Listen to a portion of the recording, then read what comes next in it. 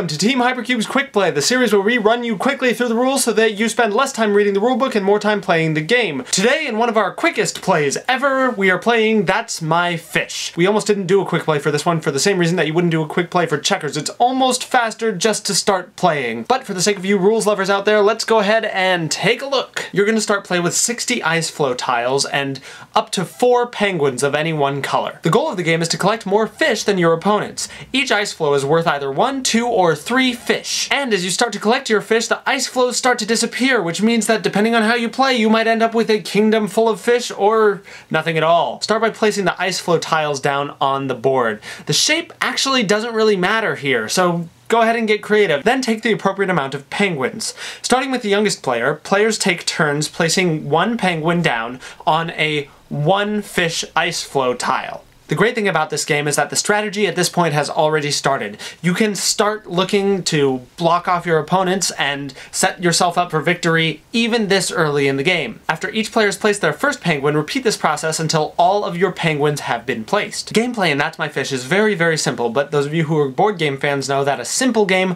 does not necessarily mean an uninteresting game or even an easy game. Turns consist of only 2 steps, moving a penguin and picking up the tile it was on. Penguins can move as far as they want in any straight line. They can't move through missing tiles or other penguins. After you move your penguin, pick up the tile that it started its turn on and place that in your collection. These will be your victory points at the end of the game. Play starts with the player who placed their first penguin and continues around the circle. It often happens during the course of play that 1 or more tiles are rendered inaccessible to any penguins at all. If this is the case, remove them from the game. They count toward no one's score. If, however, a penguin is alone on one of these inaccessible little islands, then that penguin's controller gets to claim all of those fish. If the player cannot move their penguins, they collect their penguins and the tiles on which they stand. Just because one player can't move does not mean the game is over. The other players get to continue moving and claiming fish as normal until nobody can move or access new tiles. And then each player counts up the fish that he and his penguins have collected together.